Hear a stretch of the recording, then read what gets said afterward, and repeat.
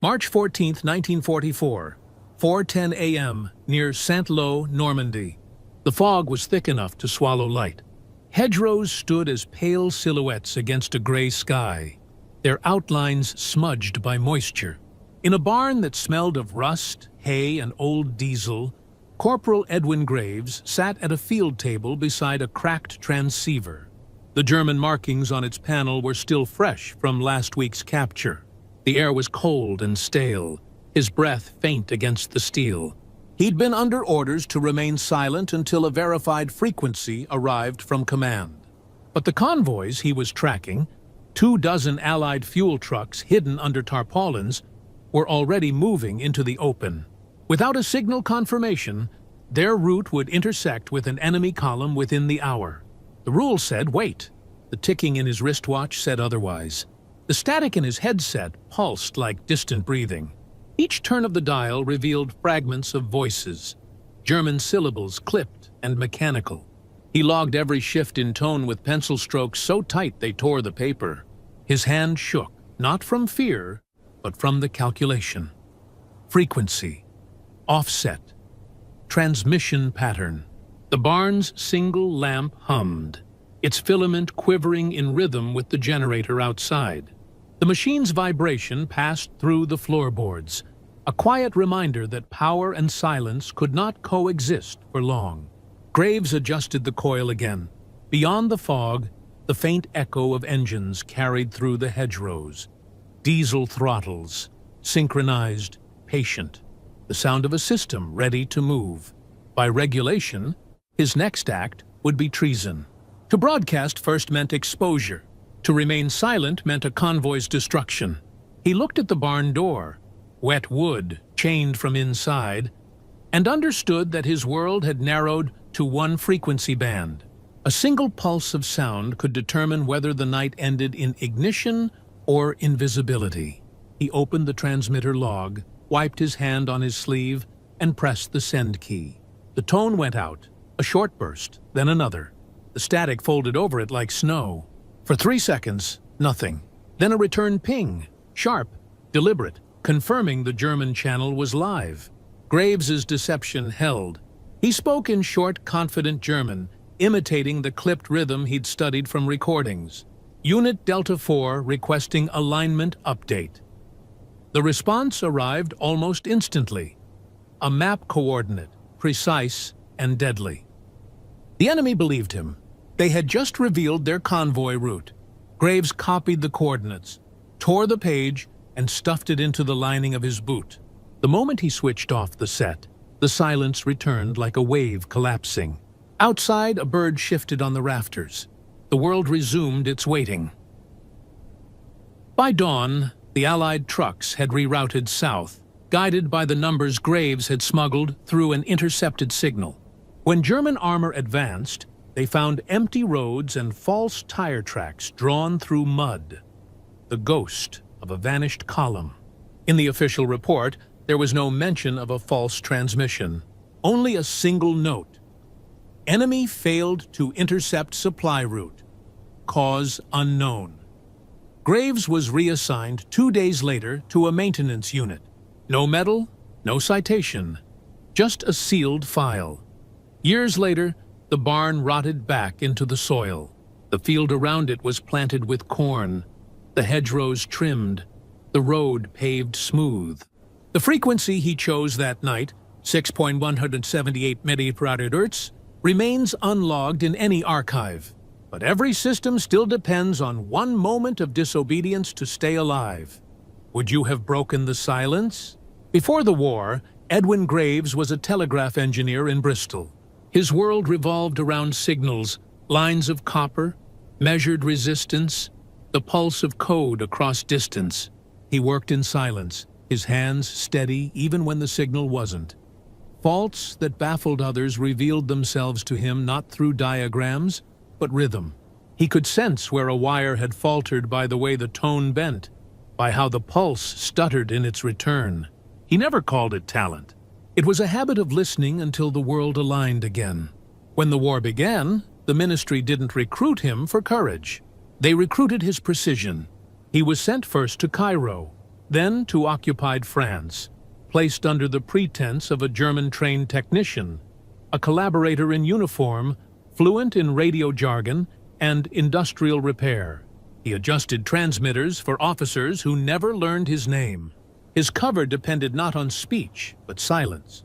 To the French resistance, he became known as Le Britannique Muet, the quiet Brit. He ate with them, slept in basements beside field cables, but rarely spoke. His loyalty was not expressed through words. It was expressed through the steady hum of a circuit made whole. In Bristol, before the bombs, his evenings ended with the tram's return to the depot. The metallic brakes sang in long, even notes. He'd walk home counting their rhythm, every squeal and spark aligning like punctuation marks in code. That memory never left him. In Normandy, surrounded by engines and frost, it returned again. The rhythm of a living system, trams, wires, men, each dependent on the other's timing. By 1944, his hands had grown rough from rewiring broken sets in barns and ruined factories. He carried no weapon. His uniform bore no rank. The only constant weight was the field transceiver's metal casing against his back. Every unit he joined was told the same thing. He listens before he speaks. And so he did. To signals, to machines, to the silence between them. In a war that glorified explosions, Graves worked in the opposite direction. He created absence. Absence of interference, of static, of discovery. That morning near St. Lo, when the frequency hissed to life, it wasn't bravery that steadied him. It was familiarity. The pattern of tone and static matched a dozen faults he'd fixed before. His breathing aligned with the rhythm. His hands, though cold, moved as they had in Bristol. Slight pressure on the dial, slow correction of a stuttered tone. For him, the act of deception was mechanical, not moral. Systems existed to function.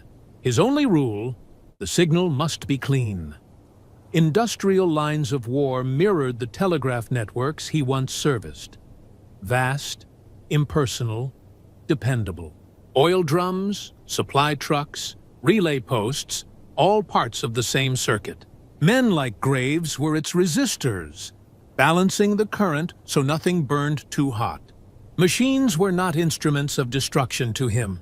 They were instruments of order, and when order trembled, he repaired it, quietly, methodically, without asking what side it served, only that it worked. By dawn, as his forged transmission rippled through enemy bands, he did not feel triumph. He listened for confirmation, one clean tone returning through the static. And when it came, he exhaled once and closed the switch. For a man who measured worth in signal clarity, that tone was enough. History would later forget his name, as it forgets most who speak in code. But without his rhythm, the convoys would not have moved. The line between silence and disaster is often drawn by one who listens instead of speaks. Would you have trusted sound over orders? The Allied intelligence network in occupied France was less an army than a living circuit. Wires, couriers, timetables, and code words woven through the daily machinery of occupation. From the outside, it looked like routine commerce, loaves of bread with hollow cores, bicycles with coiled transmitters hidden in the frames, crates of wine filled not with bottles, but batteries. Each relay point existed to keep the current of information flowing. No noise, no delay. A single fault, a courier late, a code misheard, a message transmitted twice, could short the entire system. By March 1944, that circuit pulsed toward one purpose: the coming invasion. The Allied timetable depended on invisible precision. Bridges counted by footsteps, troop movements measured by signal intervals. Graves was not a soldier within that web, but its conductor. His task in St. Lo was narrow and exact: determine whether the German 352nd Infantry Division had shifted south. Their relocation would alter the projected supply route meant to feed the D-Day buildup along the western flank. If the division moved undetected, fuel convoys could drive straight into a kill zone before the landings even began. Each hour carried its own rhythm. Couriers moved under curfew. The resistance timed their deliveries to passing freight trains, so footsteps merged with wheel clatter. Messages moved as if through veins, steady, unseen, vital. The radio silence binding them all was not superstition. It was structure. Within that structure, Graves was a single node. His transceiver's pulse had to match a pattern spread across continents. London's cipher desks, field stations in Brittany, command bunkers under chalk cliffs. One frequency out of phase could create false movement on a map, misplace an entire division, or summon bombers to the wrong grid. In the barn at St. Lo, the web narrowed to him. The static between bursts of coded tone wasn't empty. It was filled with waiting. Every agent, every relay point, paused inside that silence. A collective breath before the next signal resumed. War, to Graves, was not chaos, but timing. The ticking of watches, the alignment of train schedules, the hum of generators before dawn. It was a form of engineering, brutal in consequence, mechanical in nature. Elsewhere that same night, in a cellar near Caen, a courier slid a folded strip of paper into a jar of jam bound for Paris. In a town square, a resistance boy pedaled with a message hidden under his seat spring. A priest in Bayeux adjusted the church's clock forward by 3 minutes, a subtle cue for synchronization. None of them knew the others existed, yet the system held. Invisible, precise. When Graves broke silence to mimic the German transmission, he wasn't defying command. He was protecting rhythm. One disruption avoided another. His message would realign the system, redirect the flow before the current burned through the wrong line. The moment his falsified signal merged into enemy traffic, the circuit continued without pause. On Allied maps, the 352nd Division's position shifted north, sparing the corridor that would, weeks later, carry convoys toward the beaches. No one in the chain knew his name. His signal was recorded as unverified field source. The machinery moved on. That was its strength and its blindness. Systems built to survive needed men like Graves, willing to vanish into the static once their part was done. By May, Allied logistics officers calculated their timetables again. Fuel convoys, landing craft, ammunition trains, all synchronized down to the minute. None of them traced their safety to one voice in a fogged barn months earlier. But history often runs on silent currents. On decisions no one records. Every machine demands maintenance. Every system depends on a single point that cannot fail. By 5:00 a.m., the air inside the barn had turned metallic and cold. Moisture condensed on the steel casing of the field receiver, beading along its edges, running down into the cracks of the wooden table. Each drop landed with a slow rhythm, merging with the faint hiss of static from the transceiver.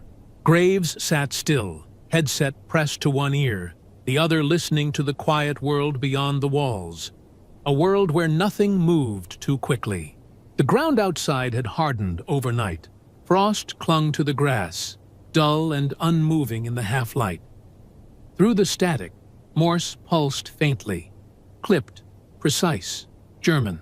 Patrol units checking their sector integrity. Routine transmissions passing along the network. He recorded each tone by instinct, noting the pause between letters, the weight of silence after each word. Then, buried under the ordinary chatter, came an echo. Distorted, delayed, his own signal from earlier, warped and faint. He froze. The frequency was bouncing back. Someone, somewhere, was listening. The barn's timbers creaked as the fog outside thickened. It was the kind of sound that could be mistaken for breathing. Graves glanced once toward the door, then returned to his dials. He adjusted the tuning half a degree lower. Steady hand, slow movement. The metal knob felt slick beneath his thumb. Through the headphones came another trace. A repeated set of coordinates. German voice transmission, clipped mid-sentence. Then silence. The air inside the barn seemed to contract. He logged the numbers mechanically, then folded the paper, slipping it beneath the radio base. His pulse matched the static. Moments later, distant trucks began to move. Not on the main road, but across the open fields north of the hedgerow. Their engines carried differently through the fog, heavier, slower, using low gear. It wasn't transport routine. It was search pattern movement. He knew the sound. A line of vehicles advancing without headlights, changing lanes by signal, not by sight. The frequency on his receiver flickered again, then went dead. He waited. Nothing. Graves leaned forward, pressing the headphone tighter. The receiver hummed under strain, static turning granular. For a moment, it felt like the entire airfield's sound had compressed into one narrow line of noise. He switched the frequency again. One tick upward, a blank band. Another half degree, still nothing. Only the faint internal hum of the equipment. Then, without warning, a soft, human breath came through the line. Not words, just a single inhalation. The kind that happens when someone realizes they are no longer alone. He removed the headset and sat still. The barn walls were thick, the air heavy with rot and hay dust. He could hear his heartbeat against the wood. Outside, the sound of engines faded east toward the tree line. The fog rolled low again, swallowing their tracks. For a long time, the only movement came from the condensation sliding off the receiver's edge. The clock on the shelf marked 5:47. According to regulation, his next authorized contact was 13 minutes away. The standard procedure was clear. Remain silent. Monitor. Confirm pattern repetition at 600 hours. But the silence now had its own rhythm, unnaturally precise. 3 minutes of nothing, then a soft rise of static, then stillness again. It was too structured to be random. It felt engineered, like a pulse waiting to stop. Graves rubbed his palms on his tunic. The moisture left dark streaks against the fabric. The line stayed dead. Every instinct told him to wait. But his work had never been about obedience. It was about function. Circuits that failed to adjust burned out. And in the machinery of war, failure meant fire, not reprimand. He turned the dial again, slowly, carefully. One last correction into the void. Somewhere out in the fog, a relay key clicked twice in answer. The system was still alive. But so was whatever else had been listening. Every network has its static, the kind that warns before words arrive. The codebook was clear. No initiative without clearance. Every operator knew it by heart. The first line of every field manual, printed in block letters, underlined twice. Graves had carried that rule through 3 stations and 2 fronts, from Bristol workshops to North African outposts, until it had become a kind of scripture. Unbreakable. Absolute. Orders before instinct, system before self. Yet war corrodes patience faster than it consumes fuel. And in the damp silence of that barn near St. Lo, rules began to sound less like order and more like delay. The receiver glowed with faint green light, its dial markings blurred by condensation. Graves leaned closer, studying the static pattern. What had begun as background noise now pulsed in sequence, a pattern of movement, too consistent to be random. The German transmitters were repositioning. The pitch of their tone carried a faint distortion, a telltale sign of distance shifting. To an untrained ear, it was nothing. To Graves, it meant their field units were moving south. That single observation, if confirmed, would rewrite the Allied supply timetable. But confirmation required a signal. His signal, sent without authorization. He wiped his palms on his tunic, leaving a faint dark trace where the fabric had absorbed the sweat. The air smelled of diesel and mold, faintly metallic from the battery's slow leak. He reached for the key, then stopped. The words of his instructor in Bristol came back, as calm and mechanical as the ticking of a clock. Never speak first. Never let your signal reveal you. The instruction had saved hundreds of operators from triangulation. It had also condemned others to silence, waiting for orders that never came. Outside, frost thickened on the window pane. A truck engine groaned in the fog, distant but deliberate. He could picture it. A convoy turning along an unmarked road, unaware that their path was already compromised. Graves looked again at the glowing dials. The machinery seemed alive, breathing through its faint hum.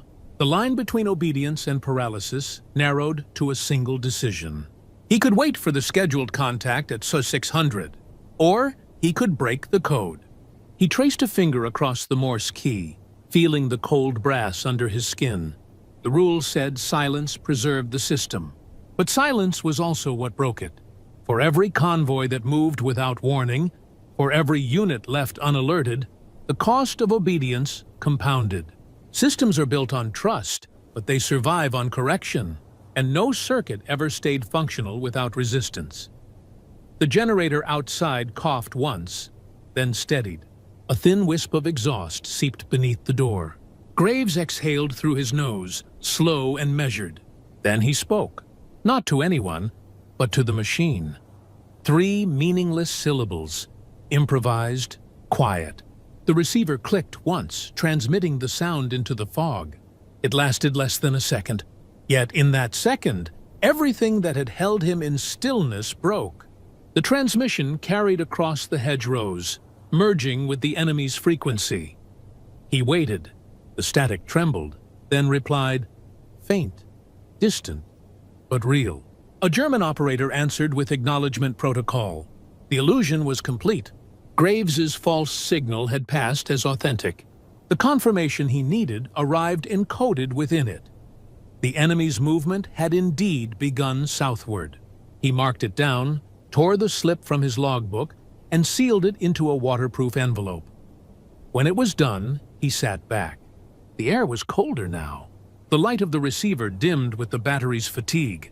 He had broken the one rule designed to preserve him, yet in doing so, preserved the system it served. There would be no commendation, no mention in reports.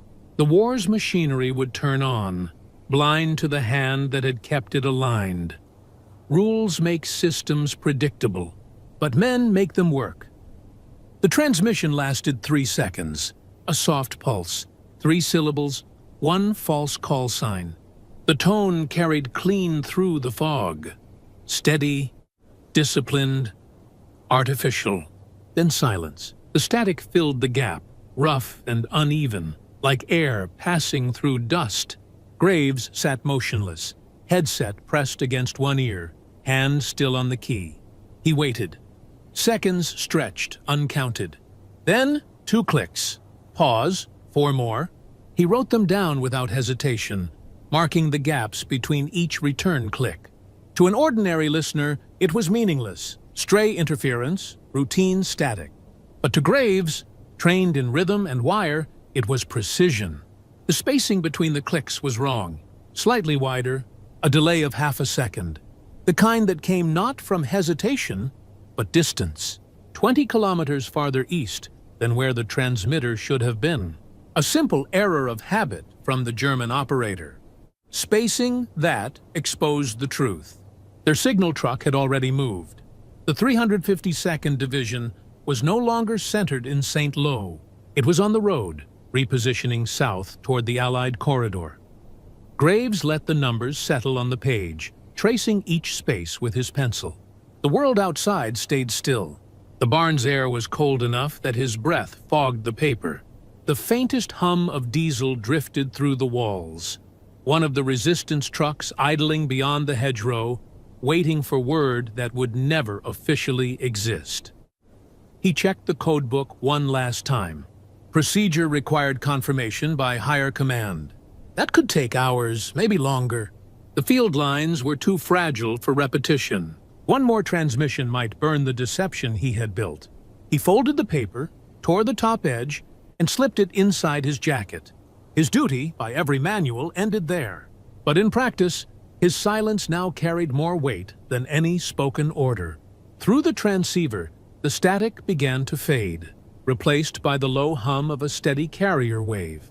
Somewhere, the German operator had left his key down, a brief mistake that bled a trace tone across the line. Graves listened to it quietly. Every system had its rhythm. Every rhythm carried the mark of its maker. The pitch told him the transmitter used a short whip antenna, the kind mounted on mobile vehicles. That confirmed it. Relocation complete. He didn't need maps or scouts. The sound alone drew the movement. Outside, the first light of dawn began to press through the fog. The frost on the grass turned to thin threads of steam. In the distance, a rooster called once, then fell silent. Graves leaned back, the headset still over his ear, and let the static fade into background hum. The job was done. No explosion, no gunfire, just a quiet correction inside the system. By the time London decrypted the coordinates, the invasion timetable had already shifted. Fuel convoys rerouted inland, skirting the German realignment by less than half a mile. A corridor of trucks rolled uninterrupted. The adjustment would never be credited to any one man. On paper, the intelligence self-corrected. In truth, it corrected because one engineer broke silence when the machine required sound. Graves noted the time, 5:58 a.m., and powered down the transmitter. The generator outside gave a low sigh as it stopped, its metal casing ticking as it cooled. The fog thinned. The barn, once filled with signal and tension, fell still again. For 3 seconds of defiance, the system held its breath and survived. The war moved forward as if it had never depended on one man in a barn. Every frequency carries a choice. Every choice leaves static behind. Would you have pressed the key? By mid-morning, the fog had thinned to a dull gray mist that clung to the hedgerows. Inside the barn, Graves worked in silence. The mission log, the coded slips, the torn page with coordinates, all of it went into the stove. The flame burned unevenly at first, blue at the base, orange along the edges where oil residue caught. He watched until the paper curled, turned black, and broke into drifting fragments that vanished through the roof cracks. The transceiver followed next. He dismantled it piece by piece. Coils, dials, tubes, separating metal from casing until nothing resembled a working circuit. The barn smelled of heated dust and smoke. Miles away, the system he had quietly altered began to move. At 09:10 hours, Allied reconnaissance patrols received an updated intercept order. A new grid coordinate, only a few degrees of latitude corrected, redirected their sweep pattern. It was a minor adjustment, buried inside a string of routine transmissions, but its effect was immediate. The lead squadron, already forming over the channel, altered its course south by 11 miles. Minutes later, high above the countryside near Coutances, they spotted a convoy of German trucks halted in the open, caught mid-relocation, engines exposed, camouflage nets still folded. The bombers did not hesitate. The strike came fast, clinical, and final. Below, the German 352nd Division's forward communications convoy was erased before it could dig in. The same convoy whose spacing delay Graves had traced in static only hours earlier. The division's signals line collapsed before dawn had fully cleared. To the command staff, it appeared as coincidence, enemy miscalculation, fog confusion, or simple bad timing.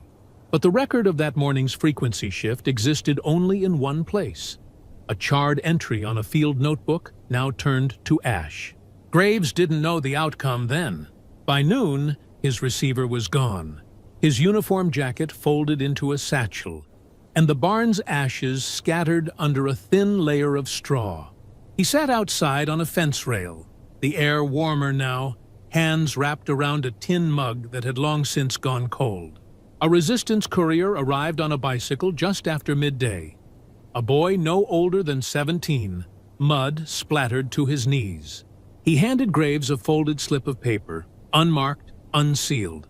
The message was 6 words. The field cleared itself. Good line, that was all. No coordinates, no signature, no rank. Graves read it once, then tore it in half, and let the pieces drift into the grass. He didn't smile. He simply nodded, as though confirming a detail already known. In the logbook that survived, his final notation for March 14th read only 3 words: "Line adjusted, complete." By afternoon, he was on the road north, walking toward another post, another borrowed transmitter, another silence waiting to be broken. Behind him, the war machine continued to turn. Bombers refueled, convoys reloaded, signals redirected through safer channels. No mention was ever made of the false radio check that saved them. In the official dispatches, the adjustment appeared as a standard correction. Field operator uncredited. War depends on millions of such adjustments. The minor, the unseen, the silent. Graves would never know how many men lived because he pressed a key once against regulation. He had broken one rule to preserve a larger system, and in doing so, became invisible to it. At 14 hours, a gust moved through the valley, scattering the last bits of burnt paper from the barn's floor. The war rolled forward, indifferent, efficient, alive. Some victories are never recorded, only absorbed by the system that demanded their secrecy. Would you have burned the evidence? Section 8. Authority. Reckoning. Silence as a statement. Weeks passed before anyone noticed the anomaly. The St. Lo relay records were stacked among hundreds of after-action logs, their pages marked with pencil smudges and damp fingerprints. When headquarters finally reviewed the signal trace, one entry stood out. A 3-second transmission with no authorization code, logged by Corporal Edwin Graves. The notation was simple: line adjusted. That phrase should not have existed. Under regulation, every transmission required clearance, witness, and confirmation. Graves's file contained none of those. A review board assembled in a temporary office near Portsmouth. 3 officers, a communications analyst, and a pile of intercepted frequencies stacked like bricks. The evidence was technical, impersonal. The unauthorized transmission aligned perfectly with the window of the German convoy's destruction near Coutances. To the staff, it was coincidence. The war was full of them. The analyst, a young lieutenant, pointed out the anomaly in signal delay, the same delay that had revealed the enemy's relocation. His superior closed the folder, marking it as static interference, non-reproducible. That phrase would be copied into the official report and buried under a layer of administrative neutrality. By May of that year, the invasion front had stabilized, and the Allied supply corridors were running at full capacity. Few remembered that one German division near Coutances had failed to deploy in time. In the network of war, memory fades at the same speed as transmission. Graves continued to listen. Ships came and went, their signals rising and falling through static like breath. The silence between them was no longer emptiness. It was proof. The system still alive, still moving, still intact. He never spoke of the false transmission again. The line had adjusted. The war had continued. Sometimes victory sounds like static. Sometimes silence is the only signal left. Would you have kept the silence working? After the war, Edwin Graves returned to the world he had left. Not to medals or ceremony, but to the hum of switchboards and the scent of solder. Britain was rebuilding. Telegraph lines were being reconnected, cables laid across old bomb craters, transmitters rewired to carry peace instead of orders. Inside a Bristol exchange office, Graves sat at a desk lined with new machines, their panels brighter, smoother, faster. The world had learned to speak again, louder and clearer than before. Yet in that noise, his war vanished. The fake radio check that had once altered an entire invasion timetable now existed only as a 3-second gap in an archive no one would ever reopen. He never told anyone what happened in Normandy. The act had no name, no record, no proof. In official history, it became static, a fault dismissed by engineers and analysts who measured war only through tonnage and movement. But among the operators who had lived through the silence of occupied Europe, there was an unspoken understanding. The machines might have carried the war, but the men had kept them alive. Graves's life returned to routine. Each morning, he walked to work past rows of factories where conveyor belts carried the rhythm of the new age. Steel pressing steel, circuits humming, voices transmitted without pause. He found comfort in that order. He repaired lines, logged frequencies, replaced coils. To others, it was a job. To him, it was maintenance of a larger truth. Systems survive because someone, somewhere, refuses to let them fail. By the late 1950s, automation replaced much of what he once did by instinct. Machines now listened to other machines. The precision he had lived by was perfected beyond human touch. Yet sometimes, when the circuits stuttered or the signal wavered, Graves would pause. He would hear the old static again. Faint, persistent, somewhere between frequencies. The same pulse that had once betrayed an enemy convoy through a barn wall of frost and hay. It had not faded. It had only moved. The barn in Normandy no longer stood. The wood rotted. The roof collapsed. Its foundations were plowed under and turned to farmland. But buried deep beneath that soil, fragments of rusted wire still ran through the earth. Relics of a moment when instinct overrode command. Rainwater passed through them each year, carrying traces of metal downstream, back toward the channel. The signal, in its way, continued to move. For those who study the war's logistics, the story never appears in reports. They chart tonnage, fuel ratios, convoy efficiencies, the measurable parts of a victory. But the truth remains quieter. Precision built the system. Instinct kept it from breaking. Every wire, every valve, every frequency in that war was tuned by human hands that understood both discipline and defiance. Graves was one of them. In the end, he believed silence was not the absence of communication, but its highest form. The proof that a line could hold, that a system could endure without constant correction. He spent his final years listening to radio static late at night, content with the hum that connected him to a world once held together by sound and decision. The war ended. The system lived, and somewhere across the frequency spectrum, the ghost of that signal still lingers, a trace of human judgment inside a perfect machine. Would you have sent the signal? Or trusted the silence to speak for you?